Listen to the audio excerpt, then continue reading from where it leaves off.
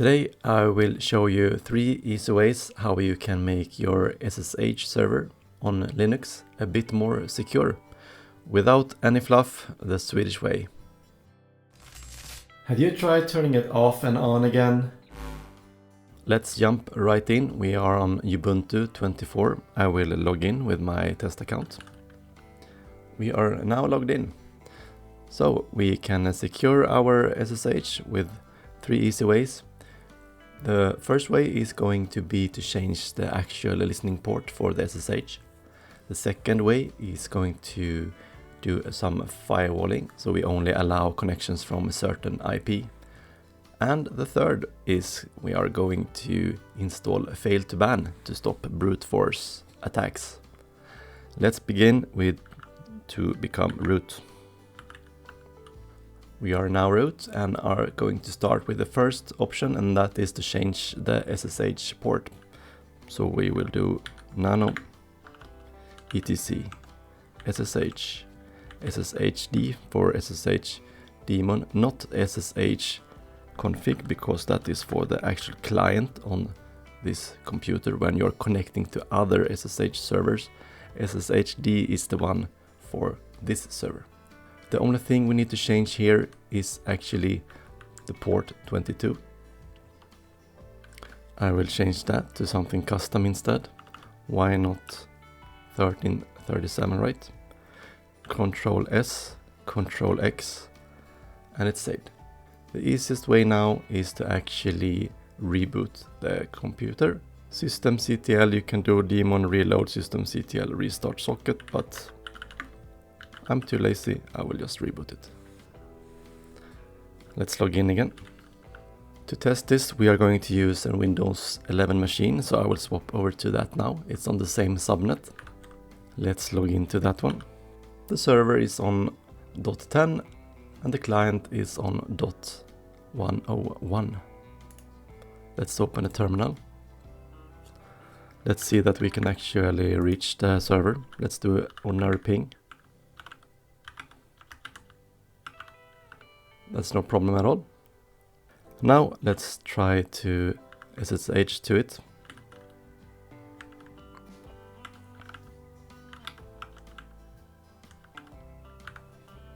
This should actually not work because we are using the standard port 22. Connection refused.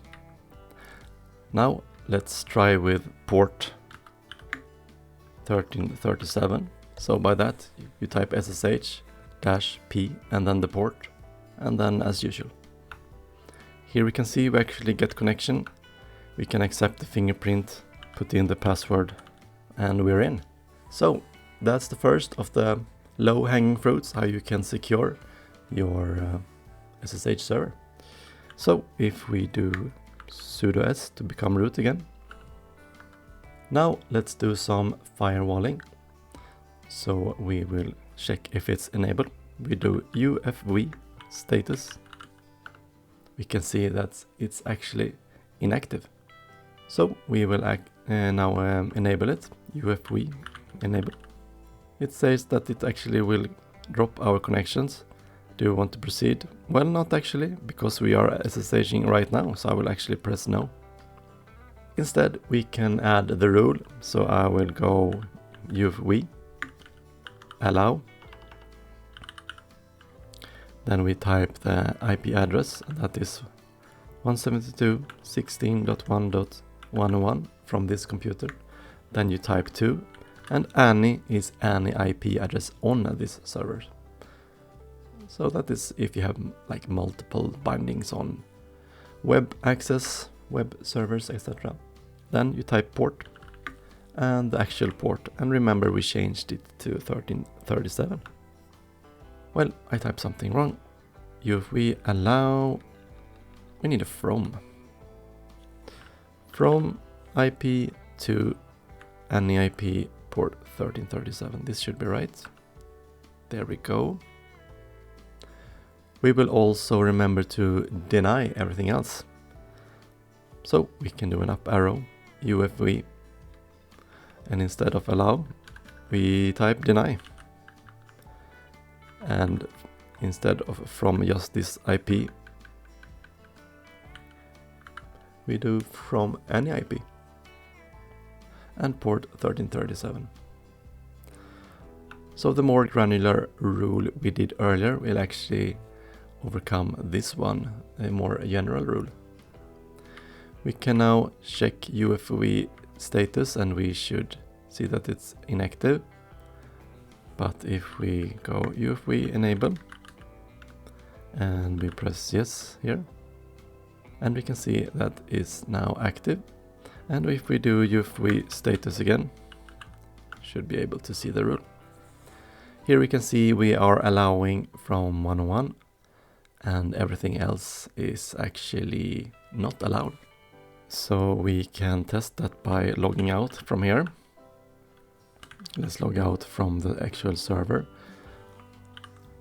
We are now in the PowerShell on this client, and let's try to SSH to this machine. We can, the password. What happens if we change the IP on this client to 200 maybe? It should not work to SSH now. So let's see if it responds. And it doesn't. So we can see now we can actually just SSH from that IP, which is working as intended.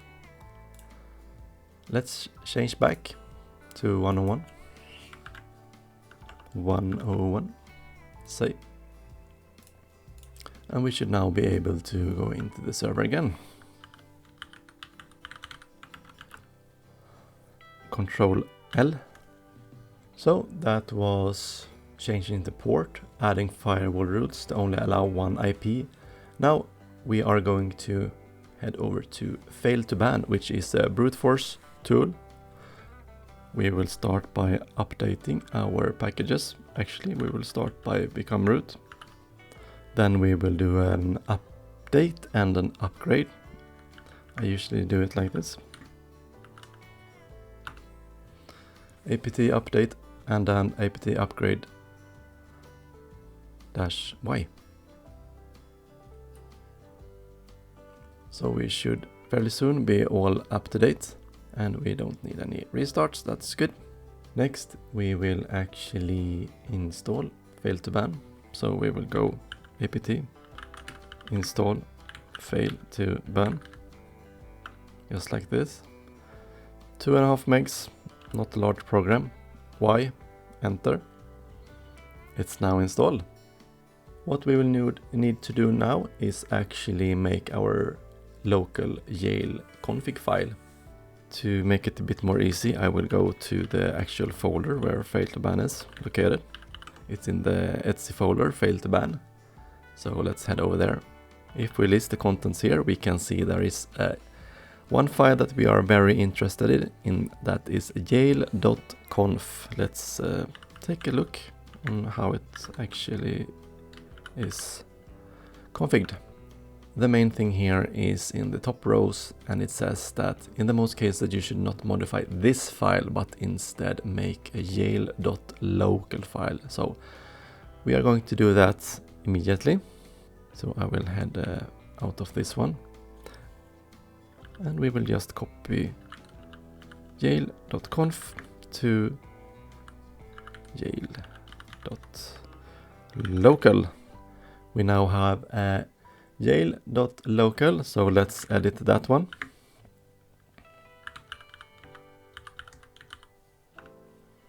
It works out of the box. On most Debian systems it's already enabled. We can see that here it actually is hashtagged out, but in the jail.d folder or something it's actually enabled, so we don't need to do anything about that. What I usually do is to page down a couple of times until you see SSHD. This is the only thing we need to change. Remember, we changed the port, so the port is not the default SSH port. Instead, we should change this to 1337.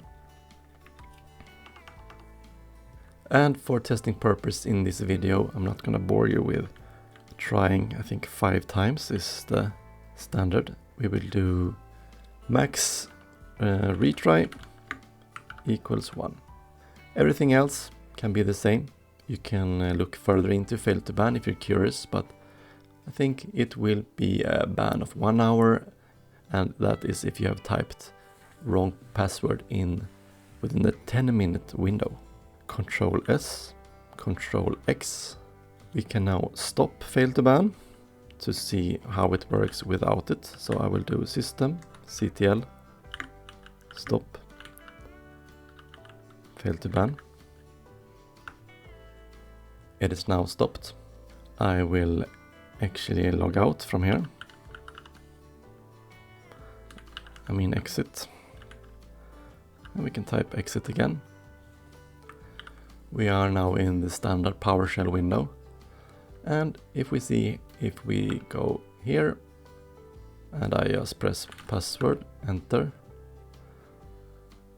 Yeah, I can just retry, denied. I can try to connect again. Retry. Yeah, you get the point. I can basically brute force test this SSH server. And yeah, that's no good. So that is what we are trying to prevent with the Fail2Ban. So let's head into the server again. Let's become root. Now we are going to start the Fail2Ban. So system ctl start Fail2Ban. It should now be started, and we can actually check if we have any bans by fail. I think I actually got locked out. I can't type. It actually locked us out because we did too many attempts before. So if we try to connect, we can see that yeah, we are locked out. We have not behaved within the 10-minute periods. It's actually working as intended. Let's head over to the actual Ubuntu server itself and we can see the ban. Okay, so we are now on the Ubuntu server. Let's become root here. And let's see if we type Fail2Ban client status. We can see that the JList SSHD is actually active. And if we add SSHD on the end here on this command, we can see that, yeah, we are banned. You can see in the bottom actions currently banned 1, total banned 1, and that is indeed the IP from our Windows machine. So now it's working as intended. And if you need to unban, you can type Fail2Ban client unban, then the IP, or you can just do --all. A 1 means you unbanned 1 IP, and if we check it again, there's no banned IP. So we should now be able to log in again from the Windows 10 machine. Let's try it. We are now on the Windows 10. We are trying to SSH.